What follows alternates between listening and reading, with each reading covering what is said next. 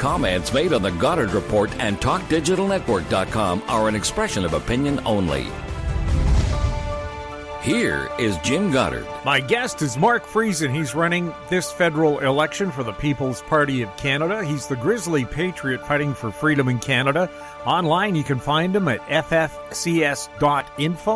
You can follow him on Twitter at MarkFriesen08 and on Facebook at Mark Friesen PPC. Welcome back to the Goddard Report, Mark.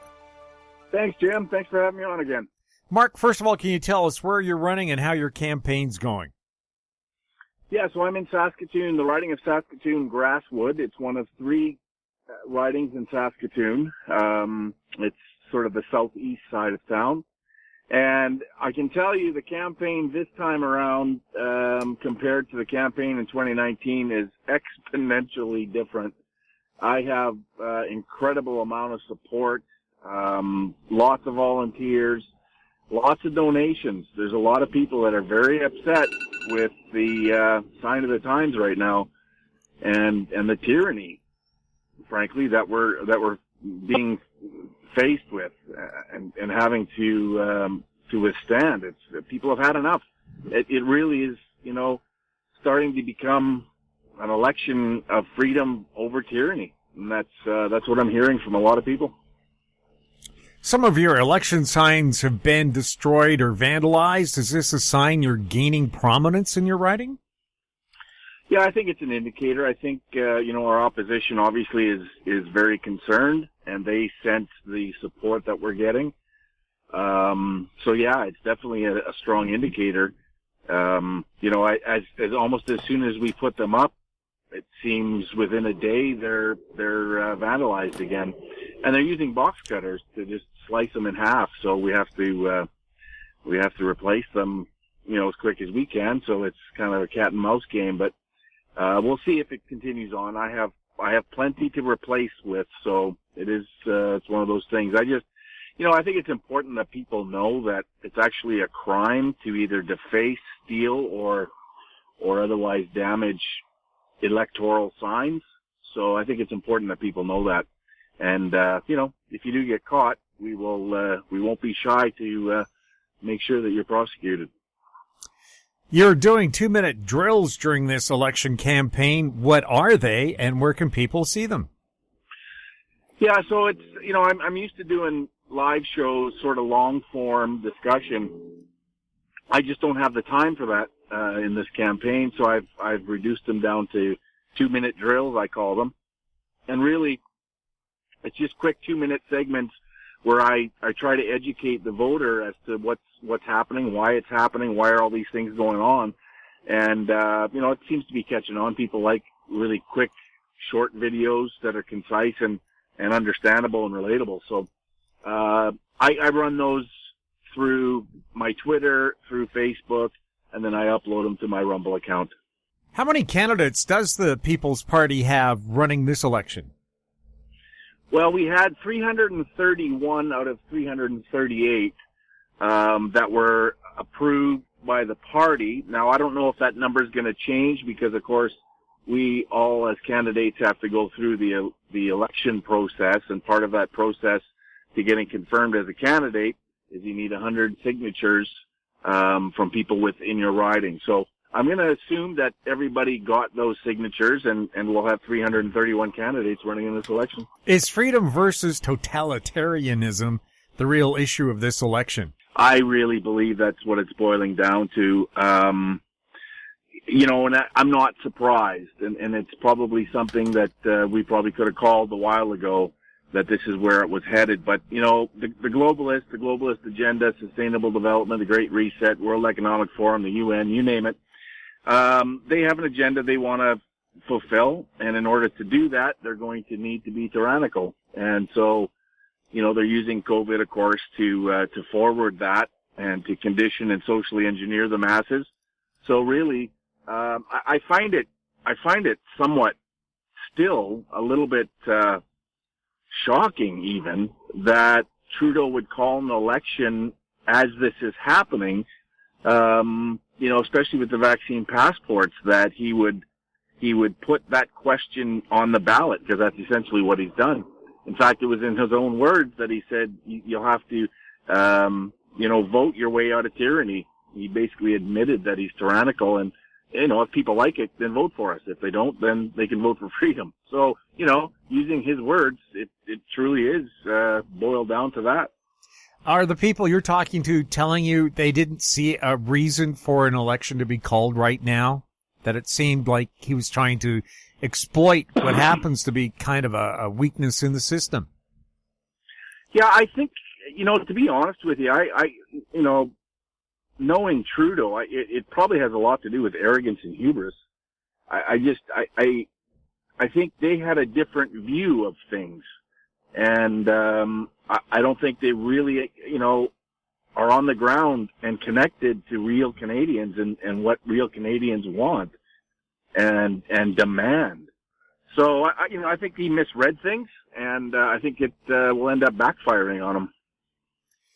With talk of widespread election fraud in the U.S. and a push on for mail-in ballots in Canada, is election fraud here a concern? Not as much as it is, of course, in America. The federal election in Canada, we don't use voting machines, so we want to make that, clear to everybody that's listening. They are not used in the federal election. The ballots are still hand counted at the ballot station, and that's why it's extremely important. We're telling all of our supporters, make sure that they volunteer to be scrutineers so they can watch the counting to make sure everything, the process is done properly and everyone's doing what they're supposed to be doing. Now, of course, with mail-in, that may add a little bit more fear and ability to manipulate the outcome. But again, I just spoke with our returning officer and his team at the office here in Saskatoon Grasswood, and he explained to us that with the mail-ins, they are mailed to the ballot station. They're not sent to Ottawa to some central area where they're counted by a machine. They're sent to each ballot station, electoral office, and they're counted by hand. And again, we can have scrutineers present when we count those ballots. So people need to know that, because there is there is a bit of an attitude out there that what's the point? It's just going to be rigged, or it's just going to be, fraudulent. I think a lot of that falls on us. We have to take responsibility, and we have to go and make sure that the process is done properly. So, not as much fear as I think is warranted if we're comparing it to the Americans and how they ran their election. Absolutely. We need an army of scrutineers at every ballot station. People, as you know, can be set in their ways. They've always voted for the same establishment party and feel comfortable voting for that establishment party. What can you and the PPC do to win those people over? Well, I think, obviously the COVID mandates, the lockdowns, the mandatory masking and social distancing, and the destruction of our economy, the destruction of small business, refer to them as the uni party, because they're all the same. They've all committed to the globalist agenda. They've all committed, with very little differences to the mandates and restrictions and the Vax Pass and these sorts of things. So there's really very little that distinguishes each of the establishment parties from each other. The PPC is very distinct from the establishment parties. We offer, obviously, freedom of choice, liberty, and I think there's a set of values that Canadians share across the board. And once people recognize that and start to think about their values, they'll understand that there is a core set of values that we share, and that's freedom, liberty, sovereignty, justice, equality, prosperity, and truth. And I think once people consider that and recognize those values and understand that those values are under attack, that we need to unite under those values. And it's the PPC that represents those values and will defend and protect those values. Our establishment parties have shown that they absolutely do not protect and will not defend those values. So we are, as I said, very distinct in what we are and what we represent. Justin Trudeau's now getting angry crowds wherever he goes. What's that a sign of? Well, it's a sign of a lot of anger across the country, and it's a sign of how out of touch our elite political class is from the regular Canadian. Justin Trudeau was interviewed the other day and asked how he responded to how he's been treated, and he didn't seem to understand. He couldn't comprehend that people would be angry. People that have lost their businesses, they've lost their jobs, they've lost their livelihood. In some cases, they've lost loved ones to the vaccine, for example. So there is a lot of anger. There's a lot of unrest throughout the country, and it just shows either he's completely and utterly out of touch, or he understands exactly what he's doing and he's just putting on a facade. It's one or the other. Trudeau is not running on his track record of the last 6 years. Is that something shocking for an incumbent? Yeah, it's a little bit interesting.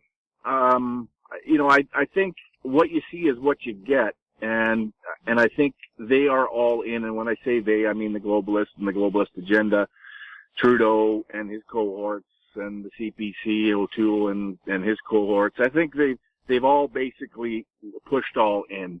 And they're either going to get elected based on that agenda, based on what they've told Canadians they're going to do, or they're not. And I think it's really going to boil down to that. So it is what it is. I see it for exactly what it is. COVID-19 and vaccine passports are a hot-button issue in this election, encompassing fear and mass psychosis. Where does the PPC stand on COVID-19 and vaccine passports? Yeah, we're fundamentally against vaccine passports, and it's a little bit insane to me, to be honest with you, that we're even having this discussion. You go from all levels of government, you go from all levels of legislation, right up to international human rights, the Nuremberg Code, the Canadian Charter of Rights and Freedoms, our Constitution, provincial Bill of Rights in Saskatchewan health legislation. You go through the whole list, and everything that they're doing in terms of mandatory vaccination is against those tenets. It's against those laws and legislation. So we fundamentally stand for freedom of choice. We believe that health is a personal decision. What you put in your body is a personal decision. And we stand 100% behind that value and those beliefs. During COVID, has the Charter of Rights and Freedoms, notwithstanding Clause 33, been invoked? No, it hasn't. And I raised this question a number of months ago because seeing what the provincial premiers were doing and how they were, in fact, going against the Constitution. One of their ways to get around the Constitution is by invoking Section 33, the notwithstanding clause. I haven't seen it invoked by any provincial premier as of yet, but it's probably something that could be used if they wanted to do that. It would be a little bit odd, though, because if we have, let's say the PPC gets elected as the government in our country, of course, we're adamant against all of this nonsense.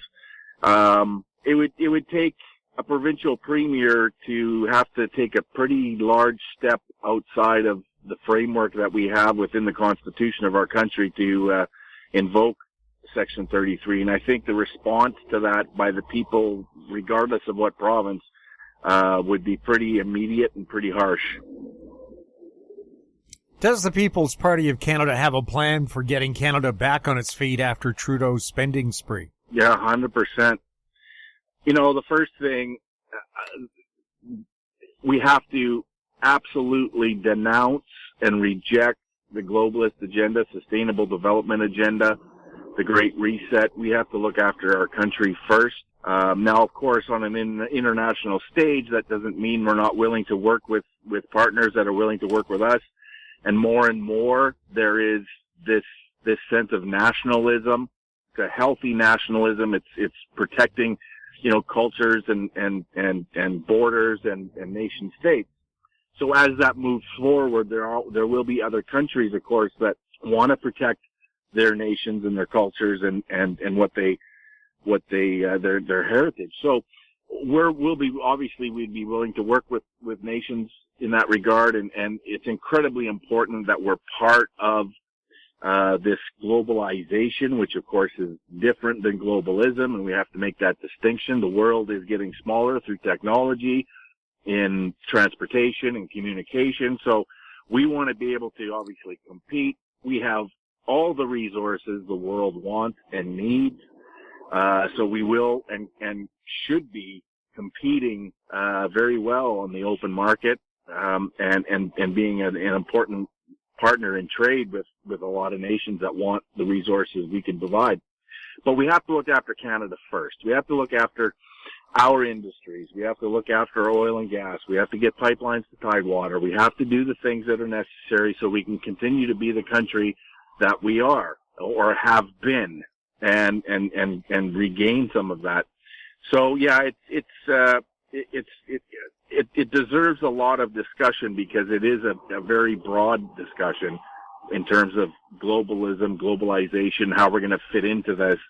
But again, ultimately it has to be Canada first, and we have to look after Canadians first, whether it's our veterans, whether it's dealing with the opioid crisis, whether it's dealing with the economy. And we have a plan that'll get us back on our feet, and then after the 4-year term, we will have the books balanced. So that's pretty important.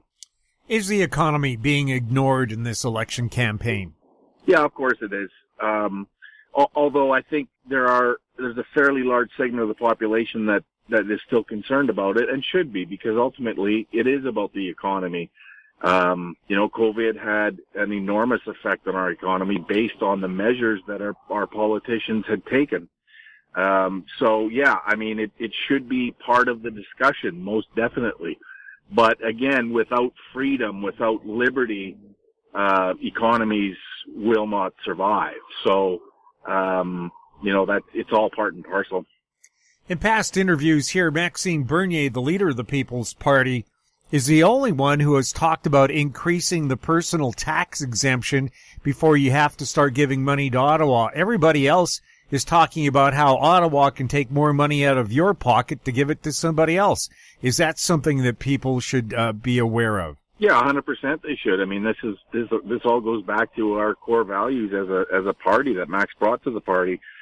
Freedom, fairness, respect, and responsibility. And, a lot of that responsibility is on government creating an environment where the economy can flourish, where people can prosper. And instead of having the government reaching into our pocket every time we turn around, we want to get out of people's pockets. We want people to be able to, again, this sense of self-reliance, self-determination, and independence of the individual. That's incredibly important. It's essentially, Western civilization in a nutshell. So, it's definitely a huge part of this. Are people starting to wake up to the push for totalitarianism? Yeah, I think so, Jim. I think, it's been a long slog for me. I've been at this for about 18 years, trying to, a lot of that time screaming into a black hole, trying to get people to listen. I think people are listening now. I think there's a lot more people that are listening, seeing what's happening and paying attention, because, their lives are being affected. Their children's lives are being affected. Their grandkids' lives are being affected. So people are paying more attention. Is it still enough? I'm not sure. I guess we'll find out at the election, but I sure hope so, because if people don't start paying attention and go to the polls with a certain level of information and intelligence, we're in really big trouble. Are critical thinkers more likely to vote for the People's Party? 100%, absolutely. Anybody that understands what's happening in the world, understands what's happening to our country, and why it's happening, the default position becomes the People's Party. This is why the whole split the vote discussion is so frustrating with conservative people that we share values with. It's very frustrating because the Conservative Party is exactly the same as the Liberal Party, and it's based on their commitment to the Sustainable Development Agenda. And for example, offshoots of that would be the Paris Accord or the Migrant Compact or, vaccine passports. They're no different than the Liberals. They come at it with a little bit of different language. They play the bait and switch and carry on. So people really need to recognize that and start to think. And once they understand, there is no other option than the People's Party of Canada. Agenda 21 was signed onto by Brian Mulroney, and Agenda 2030 was signed onto by Stephen Harper, both Conservative prime ministers, and implemented by Justin Trudeau, a Liberal. Could a majority PPC government put an end to Agenda 21 and Agenda 2030 in Canada? Yes, 100%, and you're absolutely correct. Conservatives signed it in 92. In fact, it was the Conservative that brought it into Canadian law in 2008 called the Sustainability Act, which compels Canada, a sovereign nation, quote unquote, who has to report our progress in achieving the goals of sustainable development to the UN. So, you know, it is something that is first and foremost in our platform. We will pull out of any agreement that is hurtful to our sovereignty as a nation. And again, that doesn't mean we're not willing to cooperate on a global basis or on a initiatives that are good for the planet, but we have to do that in the context of our nation. All of these policies, the Sustainable Development Agenda, the 17 goals, are cookie-cutter policies made for the world that have absolutely zero application in our country and really throughout a lot of the Western world. So what are we doing agreeing to this agenda that was developed by an unelected foreign entity that doesn't have our best interest? So absolutely, the PPC will get us out of that and start looking after ourselves as a nation and being self-reliant as a nation, independent as a nation, and you know, determine what's best for us and what's best for Canadians first. And then we'll look, you know, see where we can give a helping hand to the rest of the world. Canada has a resource-based economy. Is this in jeopardy due to the passing of UNDRIP Bill C-15? Yeah, that's obviously a huge element to this when we're talking about resource development. You know, I always sort of default to a friend by the name of Ellis Ross, who has been in this arena for a long time. He's an MLA out in British Columbia. He's been a band chief. And, you know, in his opinion, there's no more detrimental policy or agreement or law now that's more harmful to First Nations and their ability to prosper and their ability to bring opportunity to their bands and to their communities.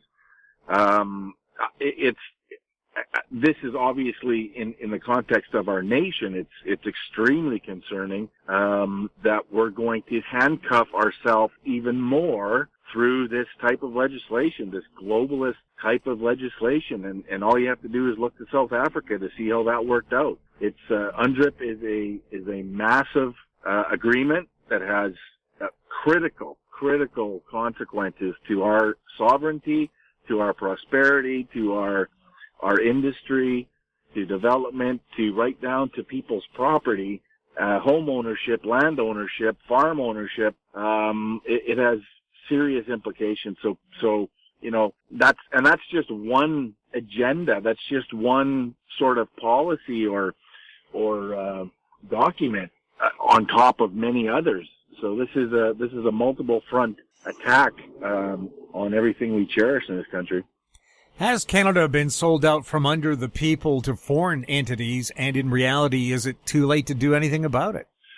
No, it's never too late. In fact, I could be sitting in a gulag exchanging cigarettes for bread, and I'd still be figuring out a way how to take our country back. But you know, so it's never over. But it's pretty serious.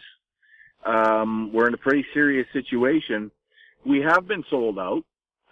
Every one of our establishment parties have sold out to this.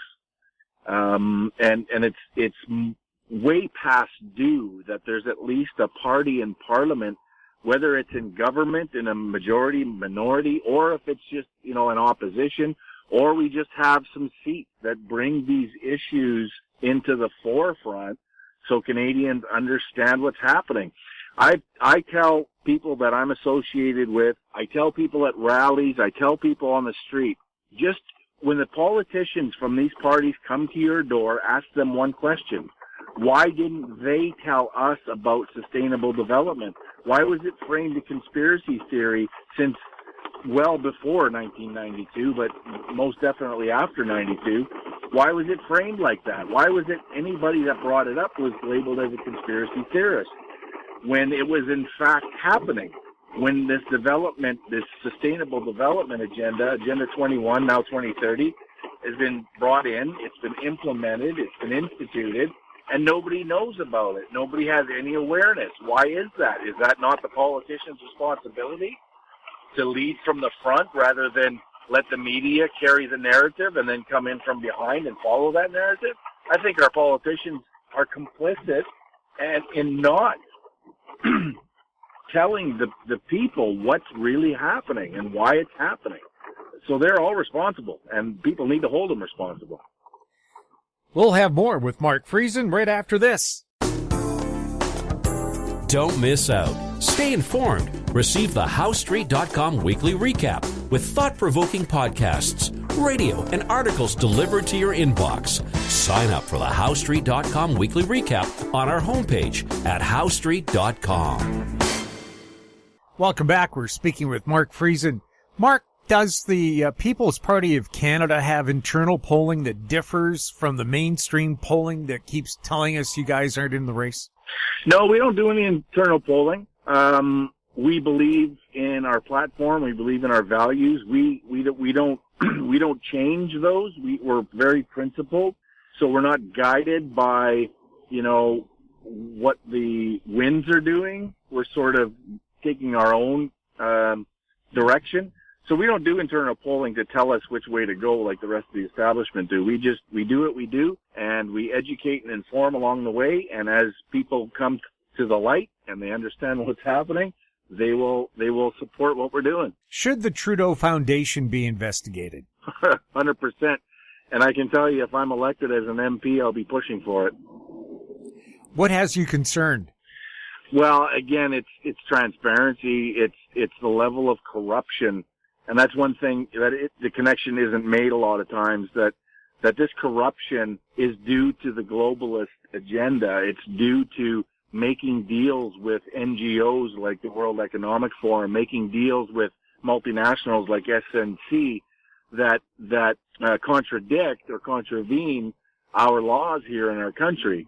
And they're skating on it. And there's no accountability. So, we often say within the party and when we speak to each other, fellow candidates, that, if we do get in, and let's say we get a majority or a minority, the fight then starts over by fighting within the bureaucracy, by tackling the, years upon years of this corruption being accepted and really cemented throughout the bureaucracy. So we'd have a big job ahead of us, but it's something that needs to be addressed and something that needs to be tackled. So, does Canada need ethics laws that have some teeth to them? The Prime Minister's been found at fault twice now for violating ethics. The maximum penalty of $500 fine, about what MPs get to spend on lunch a week. Yeah, it's ridiculous. It's an absolute joke. There needs to be some real accountability. There needs to be, real consequences to these things. And again, our establishment politicians are so out of touch.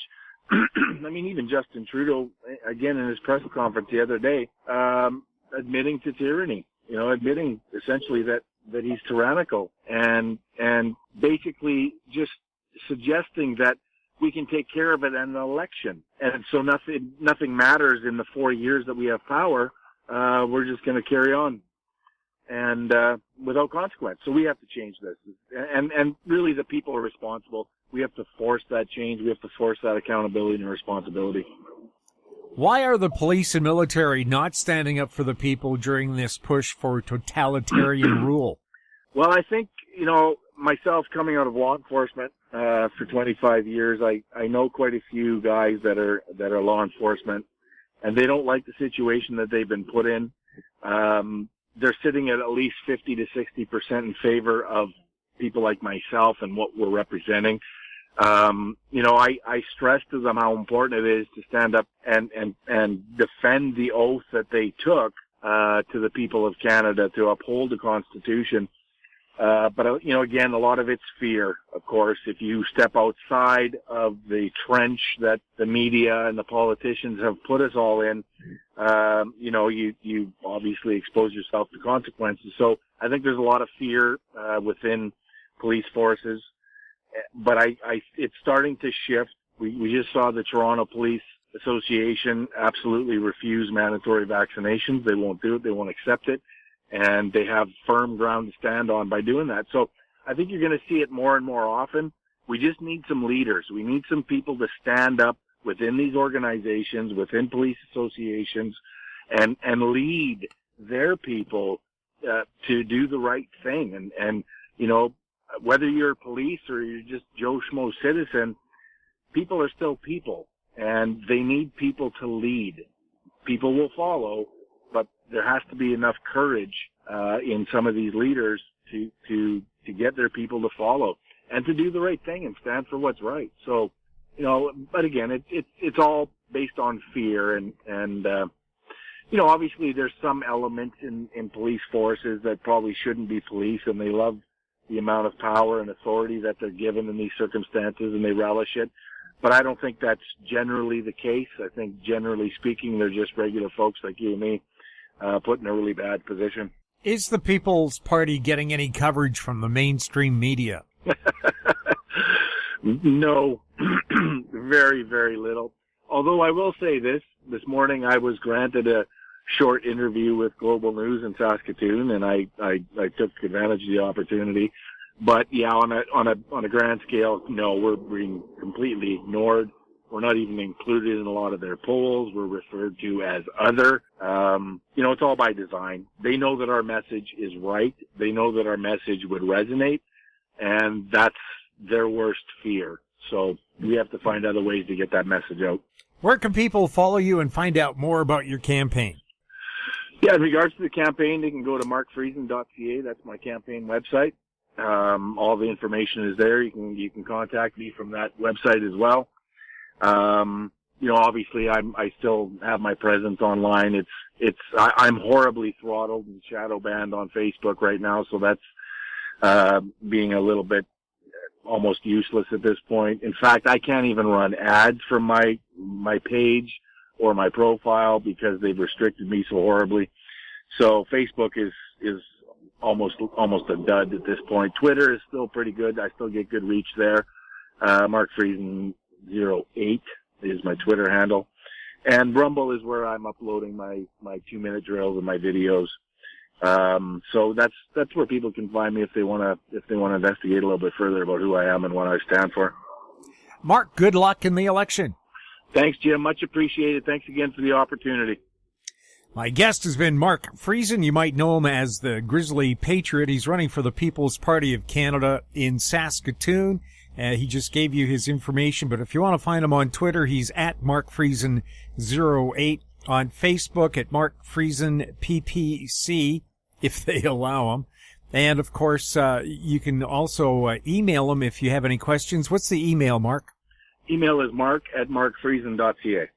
Thanks again. I'm Jim Thank Goddard. you. If you have any questions for Mark or any of our other guests, you can always send them to info@howstreet.com. We'll ask that question on your behalf.